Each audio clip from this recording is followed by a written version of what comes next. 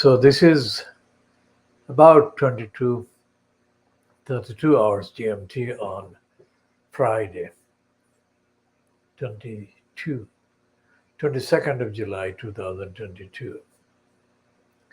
Now this is Khoodeelaar television channel, Baby Angel Geronimo editions, and being broadcast from the United Kingdom. And this is the theme, Baby Angel Geronimo, justice for Baby Angel Geronimo. Now, Baby Angel Geronimo is the person and the symbol and the representative and the unique, worldwide unique, most innocent witness to the depraved, backward, corrupt, cruel, illegal, unfair policies and attitudes and narratives and agendas followed in the United Kingdom by the state as fronted by Boris Johnson. That state has got a department called DEFRA, DEFRA, which mounted an intentionally corrupt, depraved, cruel, harassing, demonizing campaign of vilification, falsehood, misinformation against the baby angel Geronimo. In 2017, when the baby angel Geronimo arrived in the United Kingdom from his place of birth, New Zealand, everything that the DEFRA department did to falsify the evidence of the state of health of the baby angel Geronimo in the 4 years plus was dishonestly conceived, factually incorrect, untrue, untruthful, and it was mainly to create an example of legitimizing illegitimate agenda and purpose for the central government department DEFRA. Since he became leader of the Conservative Party and thereby took the post of Prime Minister of the United Kingdom, Boris Johnson continued to endorse the depravity, criminality, corruption, illegality pursued by the DEFRA department. As if that was not bad enough, the so-called opposition, official opposition in the UK Parliament, as fronted by Keir Starmer, also endorsed DEFRA's cruelty and criminality and harassment and injustice and unjust and fair and heartful agenda aimed at baby angel Geronimo. So if the 4 years of vilification, lying and misconceptions and misinformation created, conceived and promoted and propagated by the UK Central Government Department are added together, and the combined image is extrapolated and applied to the thousands of decisions that the UK government made simultaneously, contemporaneously, at the same time, affecting the rights and the say and the entitlements to justice of millions of people and millions of animals, then combine the resulting mass of evil that emerges the evil that has been created and perpetrated against the innocents, millions of people, is what baby angel Geronimo is a witness to and is a running commentator on. And we are acting as baby angel Geronimo's associates, solidarizing with the universality and the uniqueness of baby angel Geronimo as the witness. And that is why we have baby angel Geronimo's image to the left of me on the screen, at the top left. And that is the theme.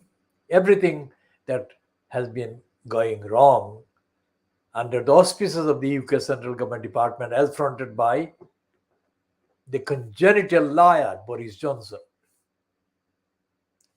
is included in this commentary, in this narrative, and in this platform. And everything that the individual people, members of parliament, members of the Conservative Party have been saying against their kind of counterparts and their contestants or rivals.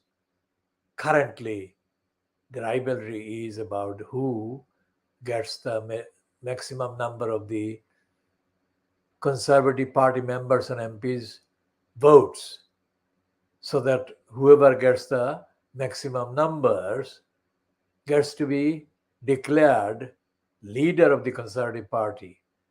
And by that fact, the incumbent or installed incumbent Prime Minister of the United Kingdom, because of the numerical majority that the Conservative Party has in the main house of the legislature, which is the House of Commons. There is a majority of just under 80 MPs, absolutely solid majority. And baby angel Geronimo has been the symbol created and continue to be created and updated on every single edition of this program by us. Nobody else has done this as far as we know. If there is any evidence that some other person has been, or other program or organization has been doing it, we shall be more than happy to include that reference when the evidence is established. But until and unless such evidence appears, we are quite happy to continue.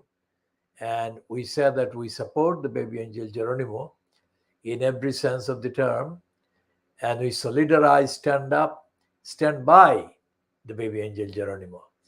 And we note the actual existence around the world of many people. We cannot say the numbers, but many people outraged by the behavior of Boris Johnson and the UK DEFRA department and Keir Starmer towards baby angel Geronimo, against baby angel Geronimo. We are aware of those people, and we record our thanks for those people, and we ask them to continue the campaign for justice for baby angel Geronimo, and by that campaign for justice for others who have been targeted by the DEFRA, depraved DEFRA, and the depraved Boris Johnson. Now, this is the introduction, and this is tonight's version of our update on baby angel Geronimo. Baby angel Geronimo is an innocent child, absolutely beloved, absolutely innocent baby angel Geronimo. Every component of these three words absolutely truthfully used by us, and we shall be using these three words forever for baby angel Geronimo. And we can also assert that although we are not physically near baby angel Geronimo, whose home is in South Gloucestershire in England, we are aware of the absolute paramount and dominant and very solid presence of baby angel Geronimo everywhere. And we saw that baby angel Geronimo is witnessing the unraveling of the corruption, the deceit, deception, concealment of the truth that is taking place mainly currently within the Conservative Party, but within other parties as well. So we move on to the Labour Party's predicament. The Labour Party, we have said originally, has been politically murdered by Keir Starmer. The Keir Starmer is also one of the endorsers, as I said earlier, of the campaign of harassment vilification mounted by DEFRA and endorsed by Boris Johnson against the baby angel Geronimo. So we said about Keir Starmer that he politically murdered the Labour Party. What do we mean by Keir Starmer having politically murdered the Labour Party? By that we mean that the founding aims and purposes of the Labour Party in the UK were to undo the damage to society done by the Tories, the Conservatives, the right wings in the political field, the parliament and the judiciary, the media, etc. Now, Starmer's first name is Keir. Now, Keir Hardie, Keir is a Scottish name. Keir Hardie was the main person actively engaged at the foundation stage of the Labour Party as a political organization. There have been others, but they are less recognized than Keir Hardie. And the name that Keir Starmer carries was chosen by whoever decided on his name based on that inspiration that at that time when Keir Starmer was born was still actively acknowledged, the role played by Keir Hardie. Now, by the time that Keir Starmer became an adult, Keir Hardie's role and his dedication and his contributions were fading. And we said yesterday, and we said before in the various posts that we have done on the various platforms on social media with KhoodeelaarTV campaign, is that people like Tony Benn, Anthony Wedgwood Benn, also known as Viscount, what is his name? Stansgate is him. We shall check on the spelling of the name Viscount. Now, Anthony Wedgwood Benn was a member of the House of Peers, so he was a hereditary peer. And because he was a politically ambitious person in terms of career, he kind of created a miniature campaign to change the, quote, convention in the UK that members of the House of Peers, could not be actively members of the political front benches. You had to be a member of Parliament, MP, that is the lower house of the UK Parliament. So, Viscount Stansgate, I think, but we shall check on the spelling, became a civil person, not a member of the House of Peers, and therefore obtained for himself a nomination as a Labour Party candidate, in which capacity he served several decades, mainly from the constituency, the Bristol, east of Bristol constituency anyway. Again, we shall check on that, which part of Bristol he represented in the House of Commons. People like Tony Benn became kind of niche socialists. Now, he was a member of the House of Peers, and his family owned a considerable business. And he was not in any way a commoner, ordinary person in the context of the class-ridden, corrupt society system, social kind of hierarchies in this country.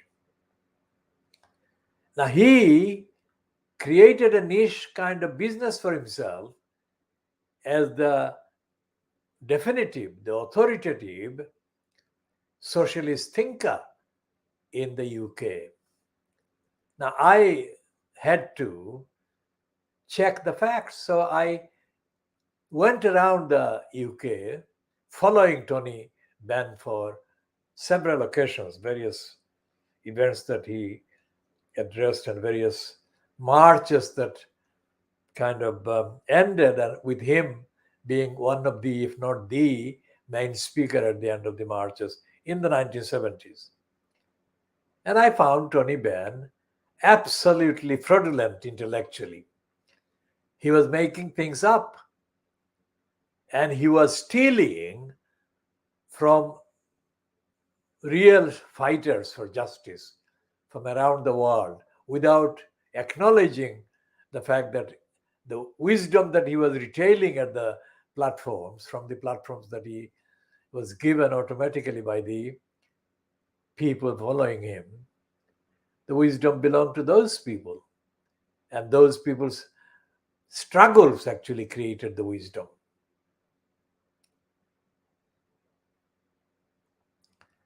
So, Keir Starmer, as the current occupant in the post of the leader of the Labour Party, and because the Labour Party is the second largest number in terms of members of Parliament in the House of Commons, it is automatically the Labour Party MPs collectively who constitute the official opposition in the British Parliament, which is the House of Commons.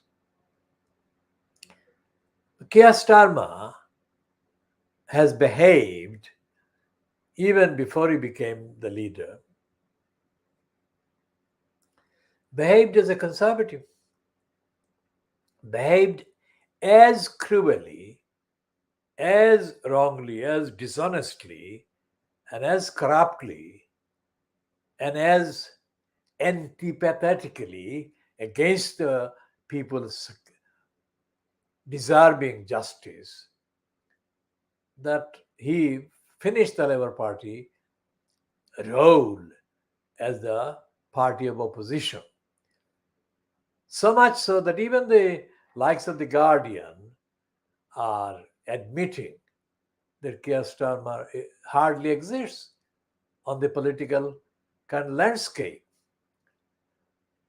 And the way that he had endorsed DEFRA, depraved DEFRA, and Boris Johnson's attacks on the most innocent baby angel, Geronimo, simply crystally clarified the actual depth of evil that Starmer personifies politically and in other ways.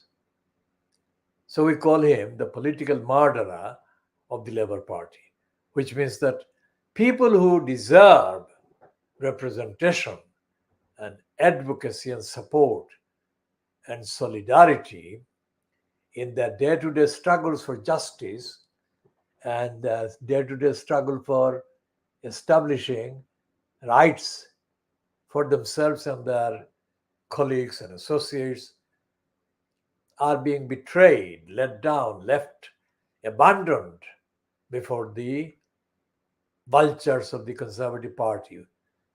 The Conservative Party, even before the party was lumbered with the congenital liar Boris Johnson, was unfit for purpose. It was not what the country deserved. By the country deserved, I refer to the majority of the people who are not well off, and the significant number of millions, over 20 million people who are in and have been in poverty of one sort or another. The phrase cost of living crisis is a typically corrupt, dishonest phrase devised by the corrupt, depraved British media and political establishment. Cost of living crisis. Look the roundabout way they go around, avoiding admitting the existence of poverty and hunger and deprivation. Because as the Guardian insultingly published in the last week, that people of the mainly African and Asian origin, they're called minority people, ethnic people, are also to be found in the most deprived areas and also vulnerable to attacks of COVID and other illnesses, etc., etc. Now, this is not news. This is fact. This is something that is going on from the beginning of the arrival from Africa and Asia of people from these so-called former British colonies, empire states. And the Guardian doesn't actually publish anything by the people of African and Asian origin originally. Although the Guardian, along with other Fleet Street outlets, has a number of names as columnists and writers and reporters who are of African and Asian descent. Their contributions, their outlook, and their actual attitude culturally do not represent the people of Africa and Asia. They do not represent the facts, the truth of the experience of people of African and Asian origins, either in mainland Asia and Africa or in the United Kingdom, which reminds of a thing called Rishi Sunak. The thing, Rishi Sunak, was born, biologically born in the UK, but his grandparents came from India. And although he is not born in India, he was not born in India, he is, of course, representative ethnically and, I mean, in terms of faith and religion, of Hindu India. Now, he is now, either he or Liz Truss, one of the two is going to be the leader of the Conservative Party.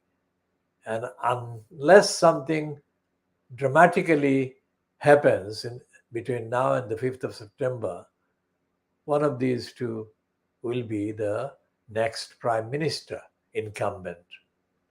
So, does Rishi Sunak represent even the Indian people in this country? I doubt it. He does represent a significant number of well-off Indians, but the majority of the Indian people working in kind of in hard conditions and struggling with low income, etc., do not have anything in common with him, and he doesn't have anything in common with him.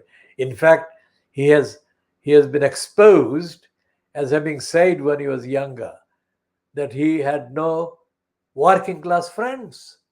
Amazing things appear. This is part of the dark kind of campaign, dark art of smear that Penny Mordaunt was subjected to, and she pointed out. And Liz Truss has been outed in the last 48 hours as having canvassed for the abolition of the UK monarchy, the English monarchy. Queen Elizabeth, that is Brenda, should be scrapped, abolished. And the Conservative Party, the Liberal Democrats were having a conference in 1994 in Brighton. And in 1994, Liz Truss was an active member of the Lib Dems, D-U-M-B-S, Lib Dems. Now, she was featured in a Newsnight piece or package in 1994, and in the last 48 hours, Newsnight dug up that from their archives and put it online. And she has been seen as more corrupt than she had been known to be before this Newsnight item surfaced. Now back to Rishi Sunak. Since he admitted that he had no working class friends, and he didn't, and he doesn't, it is quite obvious that if he gets the post, the policies that he will follow and pursue will not represent the wishes of the majority of the people in this country, including African people, Asian people, many Indian people as well. He will be representing the people with money and power, and he will find ways to reward those with money and power. So we shall be, of course, having lots of occasions to continue to update on Rishi Sunak as the so-called leadership thing moves on or progresses or descends into a worse state of exchanges than it has done so far already. Now, we started by introducing an extended update on the context of calling this program Baby Angel Geronimo editions, and we are still doing that extended introduction and update. In the context of the reference that we made to the release earlier this week or during the week of the Cabinet Office Papers, the UK's Cabinet Office Papers, released by the National Archives based in Kew Gardens in London, for those who don't live in this country but are familiar with the images and names propagated by the British Council and other propaganda outlets. The Kew Gardens released the papers, and a small item summarized in Fleet Street about what Tony Blair said, B. Liar said in 1998. B. Liar is our original renaming of Tony Blair. In 1998, about the what he called the explosion in migration towards the UK. Well, he didn't mention in that quotation, as published in the newspapers, Tony Blair didn't name any country or any continent, but he was obviously meaning the countries in Africa and countries in Asia, and the two continents were the main ones, as they still are, that witness and experience and suffer the desperate battles by the millions of people trying to leave their countries of origin in order to find sanctuary, find economic and social kind of improved position in the West. And that is not a real kind of solution to the problems they face. So, as I said in my broadcast, which lasted 3 minutes, I had written and presented a broadcast on the Channel 4 news slot. In the UK, this is Channel 4 with British Standard Time, 7 o'clock, 7 p.m. is the main bulletin's time. And at the end of the main bulletin, there is a 3-minute space called the slot. So there is a slot called the slot. I presented several slots. I don't appear on the mainstream anymore because I don't think that the time is better spent in pursuing them, because, and I'll come to the Rishi Sunak, dishonesty about privatization of the channel in a minute. So when I wrote and presented the program slot in January 1991, I did that in the context of the United Nations General Assembly, which was due to take place within 48 hours of my broadcast.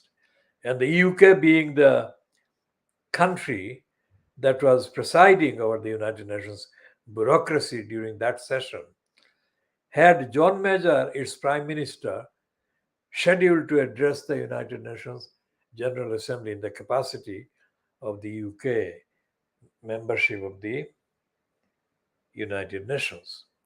So my broadcast on Channel 4, this slot in January 1991, was aimed at John Major and at educating him and the rest of the audience, if you like, and the decision makers, that they should be very seriously focusing on realistic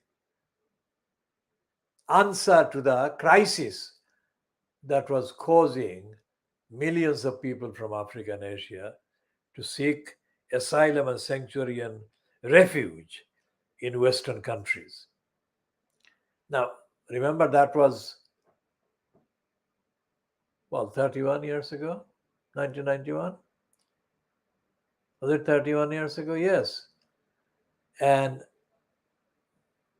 Tony Blair, or Blair, was nowhere to be seen as leader of the country because he only became prime minister in 1997.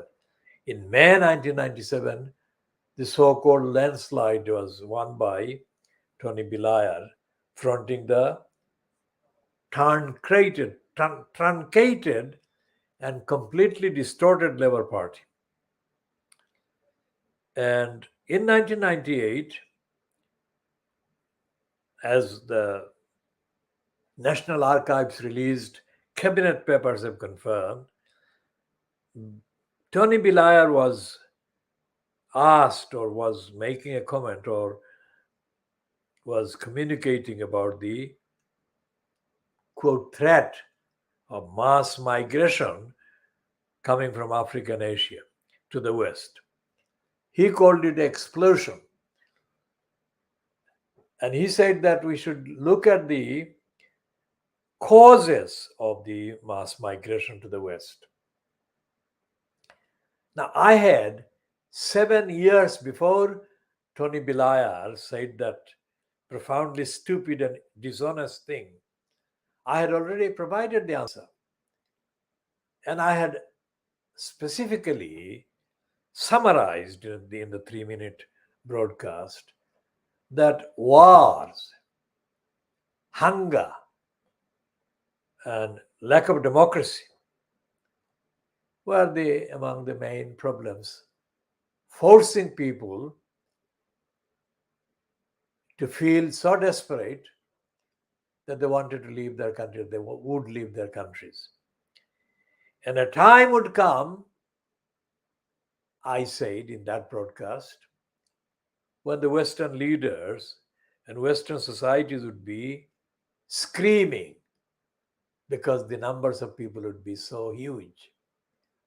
Now, I didn't say explosion, and I didn't mean explosion.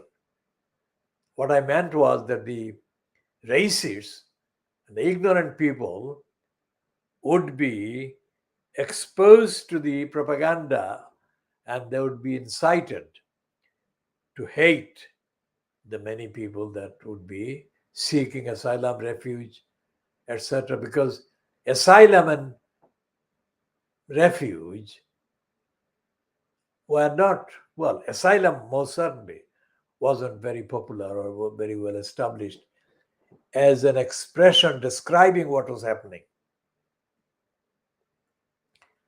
But I said that if those issues of wars, hunger, and political repression, I'm not reading the actual script, but I'm paraphrasing myself, if you like, from the broadcast that I wrote and presented at very short notice on Channel 4 slot, then there would be huge social upheaval and anger and outrage in the Western countries, the destination countries of the migrants, what is now known as migrants. And I said the Western countries should focus on spending serious time and resources in those countries of origin and helping those countries solve the main problems that were underlying the issues causing these large numbers of people to seek asylum and refuge and leave their countries. Now, 31 years have passed and they haven't done what I said they should be doing.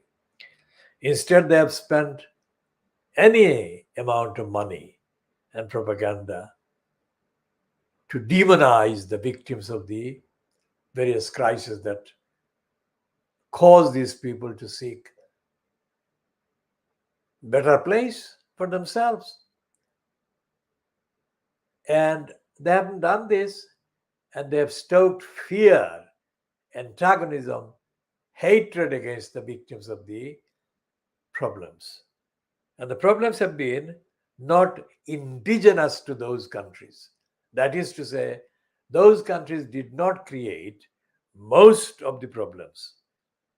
The problems have been created by the likes of John Major, the likes of Tony Blair, likes of George Bush, and the others. Because I made the broadcast in January 1991. And years later, instead of solving the problems, they set fire to these problems and countries and made the things 100 times worse than I had anticipated. Now, this broadcast is coming to an end at just 23:10 hours GMT, and we shall be continuing on this theme in the next editions.